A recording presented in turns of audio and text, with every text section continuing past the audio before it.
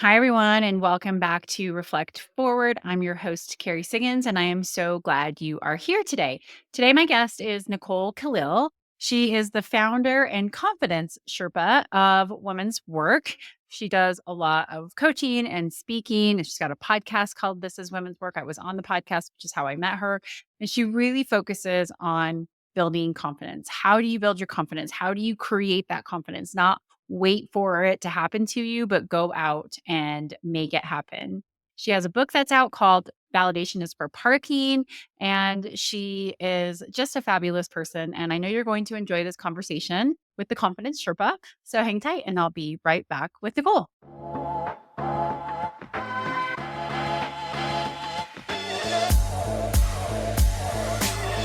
All right, everyone, I am back with Nicole Kalil. Nicole, thank you so much for joining me on the show today. It's absolutely my pleasure, and I can't even talk today, which is already starting out as a problem. Kerry, thanks for having me. Oh, no, no problem. I actually have had the same issue. I said we were talking about a calendar, doing a calendar with all of our products on it. And I said, yes, we could do this for 11 months. And I was like, 11 months? There's 12 months in a year. And my brain just short circuited. So We can't anyway, win I've them had the all. same issue. Yeah. All right. So tell us a little bit about women's work. So you are the founder, and I love Confidence Sherpa, which we're going to talk a lot about here today. But what exactly is women's work?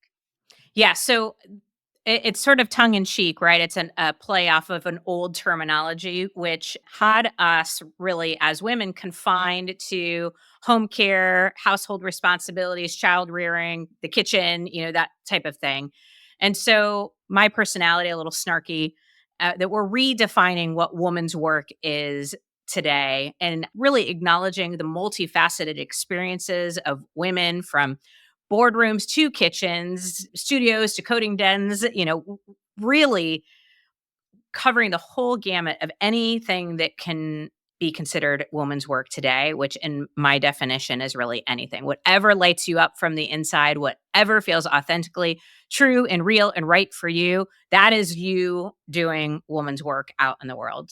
Wonderful. And so talk a little bit about what are some of the things you do? How do you support women as they're going through their careers? Yeah. So I think my work can be broken down into just a few categories. First is the podcast.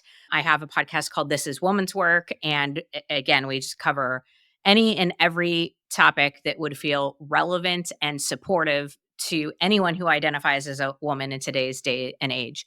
I also do coaching, and that is something I've been doing for decades.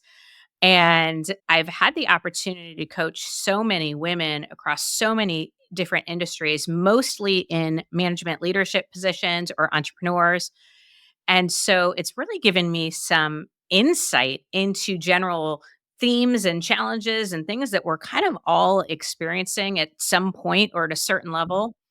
And then I also do keynote speaking, though I am consciously trying to scale back on that to really hone in on the podcast and coaching because, like so many women and so many leaders, I found that my funnel was too wide. I was doing too much and was feeling overwhelmed and stressed all the time.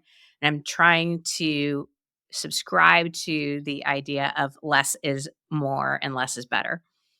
I totally hear you. I got out of several of my commitments going forward with just like, these are the things that aren't that important in my life. And even though I might find some joy in them, is it really helping me? I look at it through the lens of 10xing my life. Is this going to help me 10x of my life? And if it isn't, then I'm done. It was hard to make some of those decisions because you feel like you're going to let people down, or you do enjoy it, or you have a fear that you're going to miss out on an opportunity. But I will tell you, since I did this, I started the process last spring. Some of things I had to continue through and just get through. Oh, I'm so much happier. It's just like, oh my gosh, it's so much better to just be able to focus and not be just feeling so scattered all the time. Yeah. I mean, I had a similar time frame and it's really taken me some time to, you know, get it smaller and smaller because I was one of those that thought I had to be all things to all people all the time, do more, be more, have Yes. more. And so it's been parsing out over time. One thing I will add that makes it challenging too is taking something off your plate that also contributes to your revenue. That That's a was big really one. challenging for me as a speaker because that's where I get paid the most Mm, dollars for my time. And I do love it and I do get a great deal of enjoyment from it. But it also has me traveling all over the place. And I often say it doesn't make sense to me to advocate for leaders or for women at the expense of my daughter. And, it's a lot. It's draining. I'm an extreme introvert also. mhm. So it requires a lot from me to go to these speaking engagements. And between you and I and everybody listening, I often find myself like, I wish something would happen and I break my leg and I can't go, or I hope I get sick. Like, you shouldn't be thinking about that or No. thinking that way about your work. And I love it when I'm there, but the lead up is always a little Yeah. hard. I get it. I get it. I understand. All right. So let's talk about the confidence Sherpa part of your title. Where did that come from? I love it. Yeah, so I'm mildly obsessed with the topic of confidence, and it really stemmed from a period of time in my life where I looked confident, but wasn't feeling or experiencing it at all internally. And it was a pretty painful period of time. I recognized at one point that I didn't know what confidence was, but I was certain I didn't have any of it. So I became a student of confidence and read and researched and interacted everything I could possibly get my hands on. And so at one point in time, I wrote a book on confidence. As people started saying my area of expertise was confidence, or I'm a confidence expert. And I don't know, it just never felt right for me because it's something that I don't know how you actually can become an expert about because it's so evolving and it's so personal. So I tried to come up with something that sent the message that I'm on the journey with you, and a Google search or two, it was like confidence guide, confidence Sherpa just sounded good. I love it. And so, how do you weave that into your practice? Is that an area of focus that you work with your clients? And talk a little bit about what it's like to be on that journey with your clients. Yeah. So it is absolutely something that is woven into all of my coaching work and into the podcast. It's really in everything that I do. And I would tell you that I don't think anybody who if you saw my coaching roster, there you wouldn't think any of them need confidence coaching. They're all very successful in their own right. It demonstrate confidence at a really high level, but I think the reality is we all have areas of our lives or times in our lives where confidence feels a little bit harder to Mhm. access. And it's not the only thing we talk about. Right. A lot of problem solving and communication and all the typical things we talk about in coaching business owners and business leaders, but that is an always ever present theme. Absolutely. I mean, it really resonates with me because for much of my younger adulthood, I had the same thing. Like, there was a lot of things that I did feel confident in, but then there were some that I didn't. And it did not feel safe to not feel confident in those areas. And so for me, it caused me to overcompensate Mhm. and just kind of like BS my way through anything because it was unacceptable. It felt so scary to me to say, I don't know how to do that or I'm not good at that and be vulnerable in that space. And, it led me to some pretty dark places. How did that manifest for you? And how do you help them get over that need to fake it till you make it? Or is fake it till you make it always just sometimes part of things? So I love the question. And my experience with confidence or the lack thereof was I thought confidence was something I needed to earn or to prove. And I thought I would achieve confidence alongside of something else. I call it the false equation of confidence. And it basically looks like this: if X happens, then I'll feel confident. And you can fill in the blank of X with whatever you want. If I get that promotion, then I'll feel confident. If I earn a Yeah. certain level of income, if I have perfectly behaved children, if I see a certain number on the scale, if I fit into a certain size, if I get a certain amount of social media followers or likes or compliments or validation, then I'll feel confident. But what's problematic is A, we're giving our confidence and our power away to something or someone else. And B, we actually end up becoming addicted to X because If that's what helps you feel confident, it'll be temporary when you feel it. And then you are going to need more of that thing because ultimately, I believe we all want to feel confident. So, as an example, I need external validation in order to feel confident. When I get it, it's going to feel real good. And it still feels real good, even with confidence. But if I need it to feel confident, at some point in time, the experience and the feeling wears off. And then I'm out there like needing, craving, seeking external validation is absolutely not what confidence is. So that was my personal Yeah. experience. It was really in this like needing to prove it.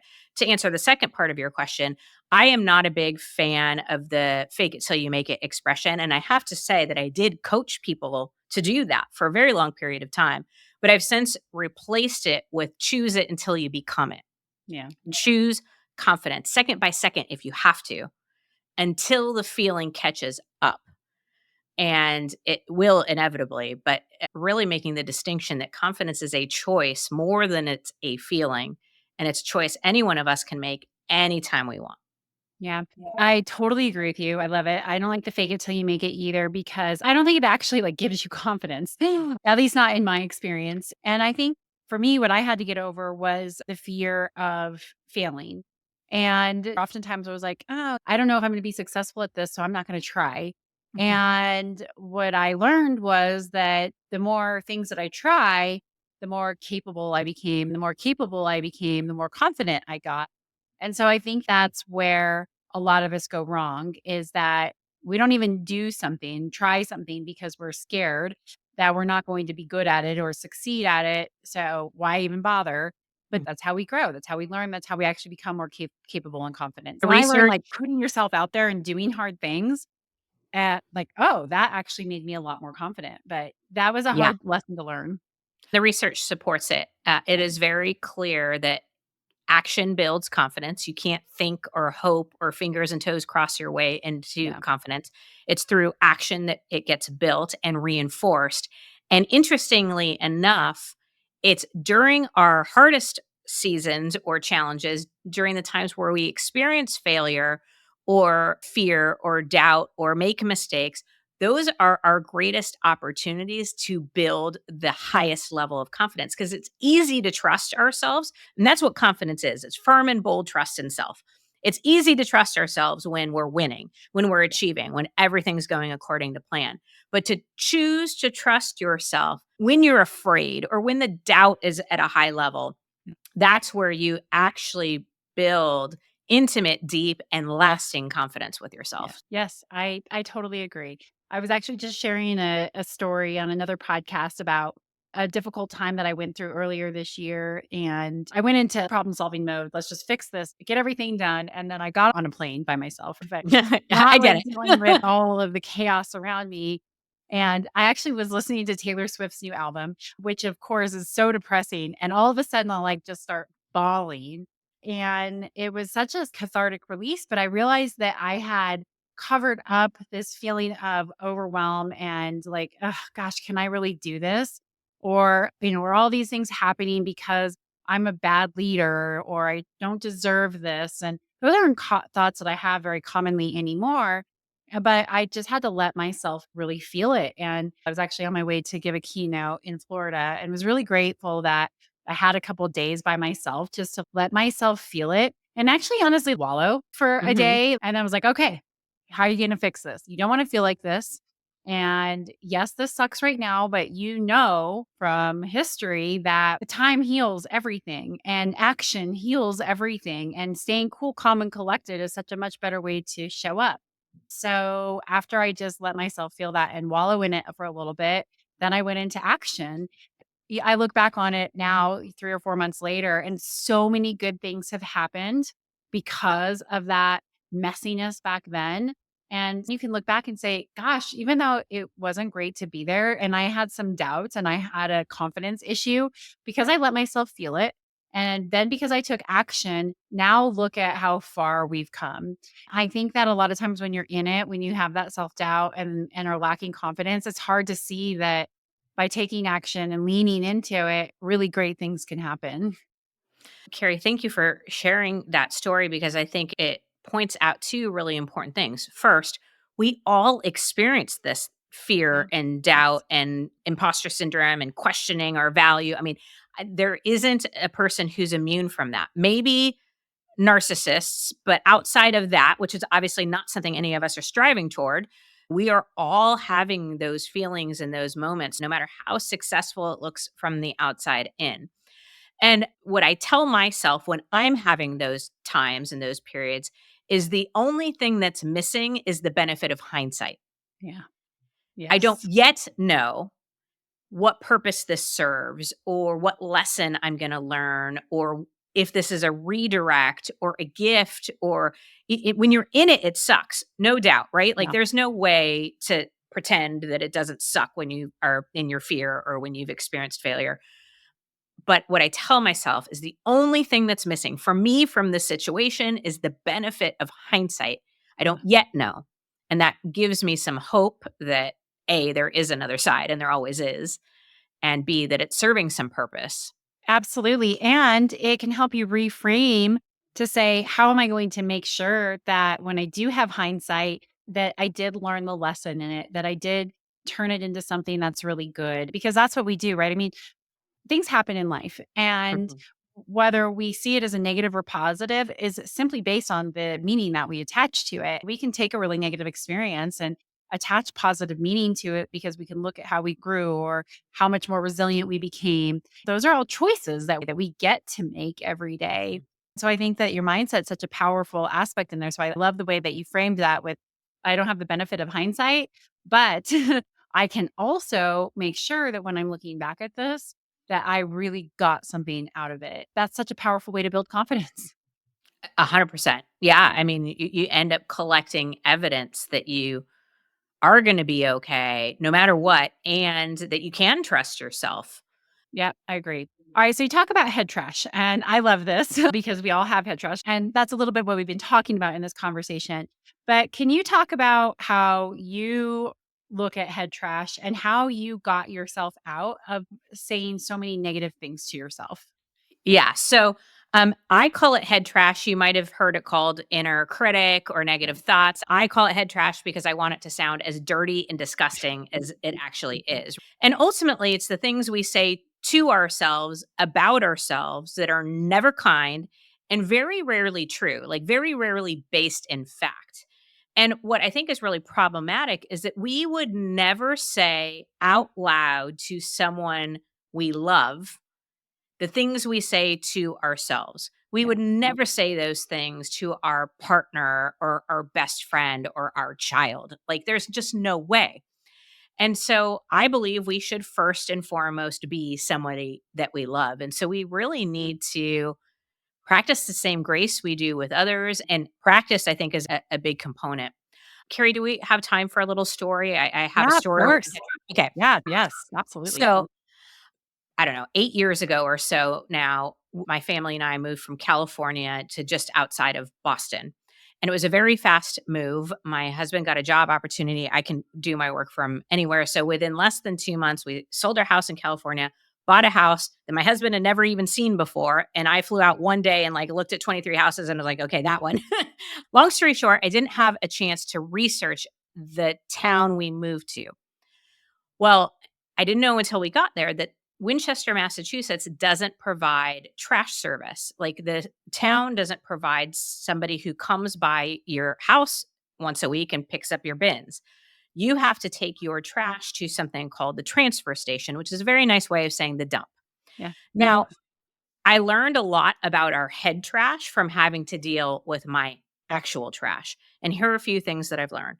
First, we are not the only contributors of our trash. So, my husband Jay throws things away, my daughter JJ, if we have family or friends visiting, if we have dinner parties, other people contribute to our trash, but it's still my chore, it's still my responsibility to discard and dispose of it. And the same is true for our head trash. Other people have and will continue to contribute to it, whether it's well intentioned family and friends, or bullies, or exes, or bosses.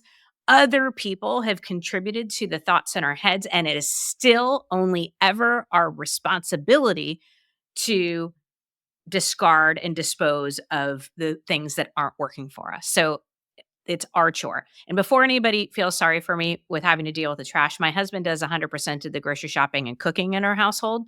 So the trash being my chore is no big deal. The second thing I learned is that not all trash is created equal.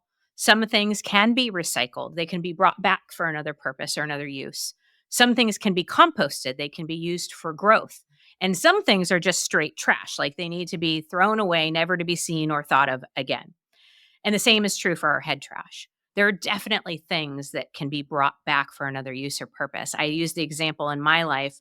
I got the feedback early and often that I'm fairly loud and opinionated. And so I recycled that as any good, loud, and opinionated person would do. And I launched a podcast. There are definitely things that can be composted. I got the feedback in my career that I can be somewhat unapproachable. I'm very task oriented and move really quickly. And so people were kind of like, I don't know how to approach you. And I wanted to use that for my growth and betterment and development because that was important to me. So I composted that. And then some things are just straight trash. Like I had an ex-boyfriend tell me once that I would never find somebody who would want to spend their lives with me if I didn't tone down my ambition.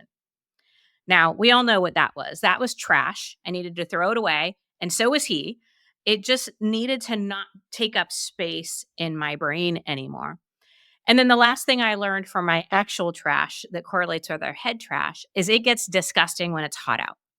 New England summers can be really humid. And if I don't take our trash on a regular and consistent and committed basis, it gets gross. I mean, not just the smell, but like maggots and all of that stuff. And so, similar to our head trash, when it gets hot out, and by that I mean when we're under pressure or overwhelmed or feeling stress, it is imperative that we be committed and consistent about disposing and discarding our trash, or we will get mind maggots and it will get disgusting up there. And so that's what I've learned about head trash. Now, how do we actually manage it? Well, first, I think it's important to say, I don't think we can eliminate it altogether. There's a quote I love that says, you can't prevent a bird from flying over your head, but you can prevent it from building a nest in your hair. And I think that's true with head trash. We can't prevent the thought from coming into our head, but we can prevent it from taking up space and residence in our brain. So, how do we get rid of it faster? First, I think it's important that we name it. Call it what it is. This isn't my inner knowing. This isn't my gut instinct. This isn't fact or truth. This is head trash. If you feel like you're bullying yourself, if you know it's not something you would say to somebody you love, then it's head trash. So name it, I think is step number one. Step number two is sort it. What do I want to do with this?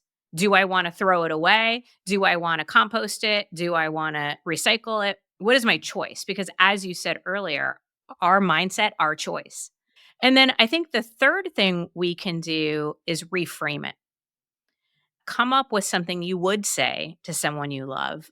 Come up with a different, more productive, more empowered perspective of that head trash. So, a good example could be, maybe I'm beating myself up because I didn't get as many sales on an offering that I thought I would. And I'm like, oh, I suck. Nobody finds value in what I'm doing, blah, blah, blah. A way to reframe it that, by the way, this is not about lying or toxic positivity. It has to feel true. But the way I might reframe it is this is the first time I ever put this offering out into the world. I had an opportunity to learn what worked and what didn't work. Let's acknowledge that I did make some sales. So you go through and you basically recreate a more productive, more empowered interpretation. And it just serves, as we circle back to something we talked about earlier, serves to get us back into action towards what matters most faster than we would if we get stuck in our head trash. So that was a Yeah. long And answer to your question, but there you go. yeah, I totally agree with you. And I love that because that really is building resiliency. It doesn't change what happened, but you can frame it in a way that says, great, I learned something from this, and this is what I'm going to do different instead of I'm a failure. I'm giving up. I'm not doing it anymore. I just had dinner with one of my best friends from high school. I was down in Scottsdale giving a keynote, and she's thinking about starting a new business. And she was like, "Oh, I have all of this stuff to do and I need to have the website done and I need to have the Instagram stuff done and it's all online and I need to hire someone to help me." And I said, "You already have like a pretty decent thing that you've got going on here. Like, why don't you just start?" What I've learned is that when we say that we have to have all of this stuff done, it is really just a way to deflect actually doing it, because the reality is that you're going to go do all that. It's going to be a big investment and you're not going to make it because it's overwhelming and you don't have the money to do it. But if you just start small and try things, then it'll build over time. And I think that we have this idea that things have to happen so fast. And if they don't, again, it's a failure. She was like, "God, you're so right." And I was like, "Yeah, just take one step, just build it." And I think Yeah. that's really a lot of where this idea of confidence comes from, is that we overwhelm ourselves with the way that we think that it should be and how far we have to go to get it. And therefore, we lose the confidence to make it happen. When really, if we just started bite sized chunking it out, we learn, we grow, we don't overwhelm ourselves. And it's in that small, consistent action that we can really impact a really big change in our lives. And so, you sharing your story just reminded me so much of this conversation that I have of like, dude, just put something out and try it and see what Yeah. happens. Well, and again, you're exactly on track. Two things that we know chips away confidence derailers are perfectionism and Yes. overthinking. And that story with your friend is a perfect example. We think we need to have all the ducks in a row, all the I's dotted and the T's crossed before we can move forward. Yep. We think we need to get ready before we can get into action. And that's not true. Overthinking is problematic because it leads to inaction. And inaction is what creates our biggest regrets. We don't regret most of the things we do. We regret most of the things we didn't Yeah. do. The Yeah. conversations we didn't have, the risks we didn't take, the dreams we didn't chase. And back to your earliest question about why I call myself a confidence Sherpa, it's also because of exactly what you said. We think about these things we want to do and they seem so big and so insurmountable. And I asked the question at one point, how do we climb Mount Everest? And the answer Every is time. one step at a time, right? And so we're all on this climb. We're all putting one foot in front of the other towards what matters most. And it's so important that we don't get stuck in perfectionism and overthinking. So you said there were 5. What are the other 3? Yeah. So perfectionism, head trash, we talked about, comparison, overthinking, and seeking confidence externally. It's Yeah. basically all the things that we do, that kind of false equation. If X happens, then I'll feel confident. So we ended up talking about all of them except for comparison, which I mean, we all know that one. In 10 seconds on social media, we can easily fall into the comparison trap. And I think what's really important as it relates to confidence, the distinction to make is confidence isn't comparing yourself to someone else and feeling good or feeling better. Yeah. Confidence is not needing to compare yourself to anyone at all, because confidence is about the trust you have with and for yourself. Yep. I am so with you. That was such a hard lesson for me to learn. I was having a conversation with my husband the other day, and he was like, "There's nobody else who has a life like us." Like, I'm super driven and ambitious too, and do a lot of different things. And he's an entrepreneur and growing a business. And he was like, "I know nobody who has a life like us." And I was like, "Who cares?" I was like, that is just such an uncompelling argument to me, because I'm not living anybody else's life. I don't care what anybody else is doing. I'm sorry, that is just not a valid argument to me, that what we're trying to do is so much more difficult or different or, whatever, Yeah. good or bad, because that's not what other people do. And so he's like, I know you don't care about stuff like that, but I just don't see it. I just don't see how you can't look around." I was like, "Why? What good does it do to compare yourself to anybody? You're living your life." Like, if you're not Right. happy living your life, then that's great. Change it, but don't do it because nobody else is living the life that you're living. Absolutely. And we only see what people want us to see Exactly. of their Exactly. lives too. So we don't even have a real comparison, if you will. Yep. And everybody has their pain and their Yep. challenges and their things they wish they could change. So Yep. what's the point? Yep. Exactly. All right. So 2 more questions to wrap things up. So you offer advice on questions to be able to ask yourself when you're experiencing fear, doubt, failure. and you really feel like you need to connect with your confidence. So, what are those 4 questions that people can ask themselves when they are like, "I need a confidence boost?" Yeah. So if fear or doubt is running rampant, I often ask my coaching clients and myself these 4 questions. The first is, what are the facts? So the facts are, I am launching this product on this day and it costs this. Or the facts are, I'm in this position. I have 4 people on my team.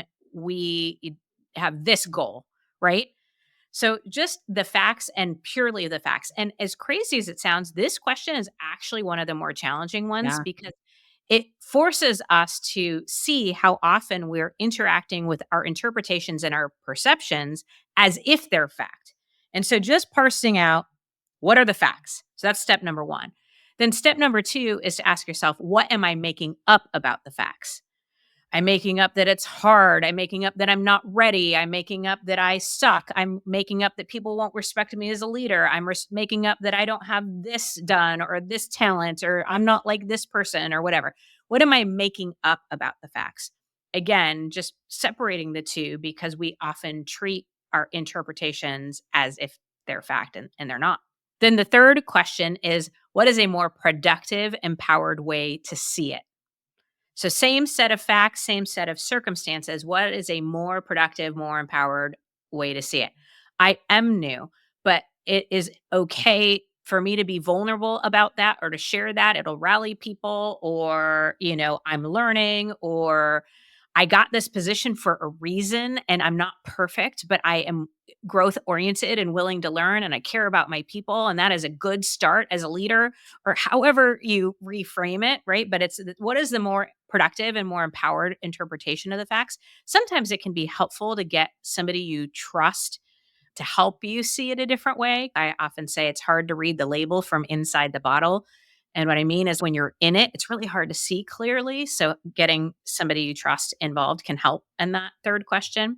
And then the fourth question is, where do I go from here? What's next? How do I get into action based on that new, more productive, empowered interpretation? So it's having a conversation or putting something out that's not perfect, but it's done. Reframing the fear and the doubt. And actually, I had a guest on my podcast who said this, and it's making the fear less than the faith.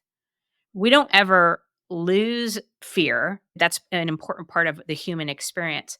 But creating a situation where your belief in self or your trust in self or your confidence is even just a little bit greater than the fear is the opportunity we all have. And then that gets us into action. Yeah. Love it. Love it. Those are great. That's great actionable advice. Thank you so much. My All pleasure. right, last question, then we'll dive into how people can find you and a little bit more about your book. So, name of this podcast is Reflect Forward. What does Reflect Forward mean to you? Yeah, so I actually love the name of it because reflect often has us thinking backward, right? We think about what we've accomplished or achieved or experienced. And I just think we are a collection of experiences and connections and all of that. And just the opportunity to take who we are and what we've become and bring it forward into the future. And I can't not tie it into confidence because we have so much evidence that we can. We have so much evidence that we will. We have so much evidence of overcoming hard things. And so that reflects to move forward is integral. And I just love it. It means a lot to me. I love it. That's such a fantastic answer. Thank you so much. My Okay, pleasure. so how can people find you? And so, all about you, your podcast, your book, share all of it. Yeah. Okay, so the best way to find anything and everything is the website. It's NicoleKalil.com. This is Woman's Work is the podcast. It's available anywhere you listen to podcasts. And the book is called Validation is for Parking: How Women Can Beat the Confidence Con. Anyone of any gender can read it, but it was very much written with the working woman in mind. I'll include all that in the show notes. And Nicole, Thanks, thank Gary. you so much for coming on the podcast. This was just a fantastic conversation. And I really, really appreciate the work that you're doing here. Gaining confidence is life changing. And I hope it for everybody because it does make your life so much better. So you're doing great women's work. Thanks, Carrie. Thanks for having me on, and thank you to the listener for tuning in. It was a great conversation. Thanks so much. Wonderful. Thank you. All right. Hang tight. I'll be right back.